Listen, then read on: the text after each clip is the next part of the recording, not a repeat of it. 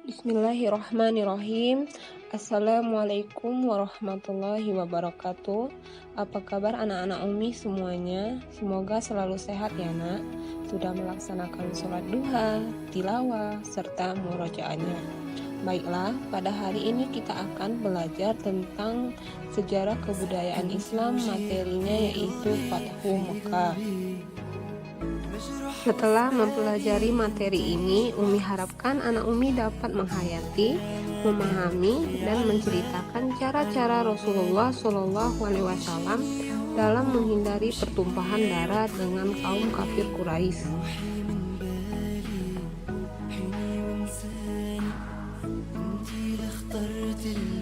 Fathu Mekah. Fathu Mekah berarti terbukanya kota Mekah atau pembebasan kota Mekah.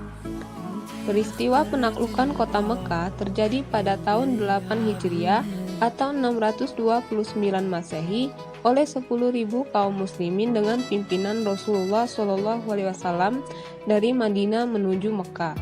Kemudian menguasai Mekah secara keseluruhan sekaligus menghancurkan berhala yang berada di sekitar Ka'bah.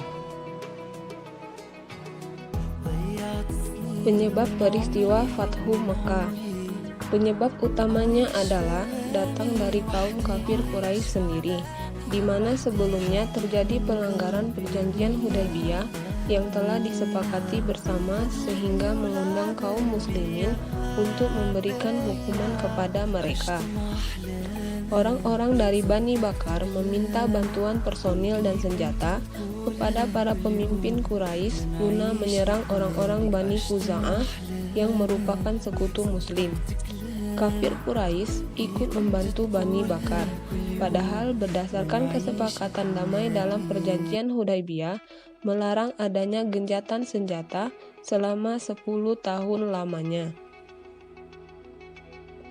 Kronologi peristiwa Fathu Mekah. Yang pertama, kaum Quraisy mengirimkan Abu Sufyan untuk memperbarui perjanjian. Abu Sufyan bertemu dengan Rasulullah SAW, Abu Bakar dan Umar bin Khattab untuk meminta agar perjanjian Hudaybiyah diperpanjang. Tapi mereka menolak permintaan Abu Sufyan dengan tegas. Akhirnya Abu Sufyan kembali ke Mekah dengan tangan hampa. Yang kedua yaitu persiapan perang dan usaha merahasiakannya. Rasulullah SAW memerintahkan para sahabatnya untuk mempersiapkan perang tanpa memberitahu maksud dan tujuan tersebut. Beliau menginginkan hal itu sebagai sesuatu yang rahasia dan agar Quraisy berada dalam kondisi yang tidak siap untuk berperang. Yang ketiga yaitu pasukan Islam bergerak menuju Mekah. Pada hari ke-10 bulan Ramadan, Rasulullah SAW meninggalkan Madinah dan berangkat menuju Mekah bersama 10.000 sahabatnya. Setelah itu, Nabi melanjutkan perjalanan hingga tiba di Mars Az-Zahran. Yang keempat yaitu pasukan Islam meninggalkan Mars Az-Zahran menuju Mekah. Pada Selasa pagi, tanggal 17 Ramadan, Rasulullah SAW meninggalkan Mars Az-Zahran menuju Mekah. Dari Mars Az-Zahran, Rasulullah beserta pasukan Muslim melanjutkan perjalanan hingga tiba di Dzituwa. Di tempat inilah beliau membagi pasukan Muslim yang akan memasuki Mekah.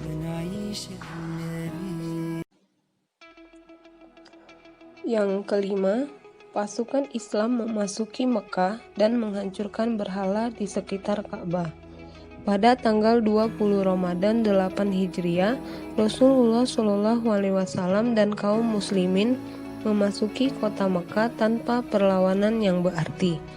Rasulullah SAW menuju Ka'bah dan mendatangi Hajar Aswad, kemudian menciumnya. Setelah melakukan tawaf atau mengelilingi Ka'bah, Rasulullah SAW memerintahkan kepada kaum muslimin untuk menghancurkan seluruh berhala yang ada di sekitar Ka'bah, yang berjumlah sekitar 360 buah. Yang keenam, pengambilan baiat atau pelantikan dan keberadaan Rasulullah SAW di Mekah.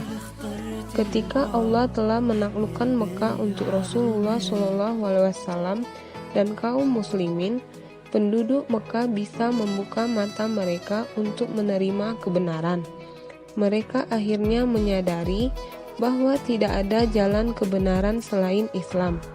Mereka pun masuk Islam dan berkumpul untuk menyatakan baiat. Rasulullah SAW duduk di Safa untuk membaiat mereka, sementara Umar bin Khattab berada di bawah beliau, memegang tangan orang-orang yang berbaiat.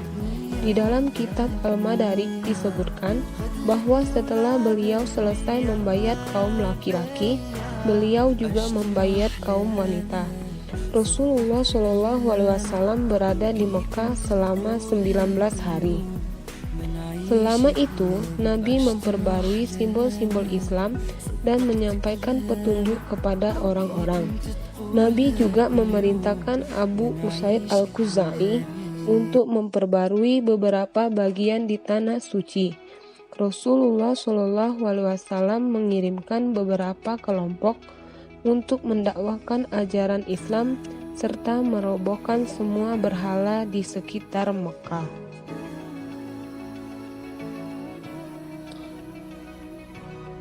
Pesan Rasulullah SAW ketika Fathu Mekah. Yang pertama, tidak boleh membunuh kaum kafir Quraisy apabila ia tidak melawan. Kedua, tidak boleh merampas senjata kecuali yang dipakai untuk berperang. Dan yang terakhir, bersihkan Ka'bah dari berhala.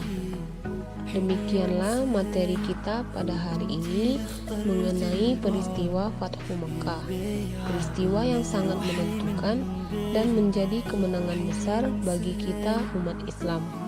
Fathu Mekah juga menandai babak baru perkembangan Islam di Jazirah Arab dan sekitarnya. Bagi anak-anak Umi yang belum mengerti, bisa menanyakan langsung kepada Ustadz dan Umi. Berikut tugas sejarah Islam untuk anak Umi pada pertemuan kali ini. Ada 5 soal ya nak. Silakan anak Umi kerjakan di buku latihannya.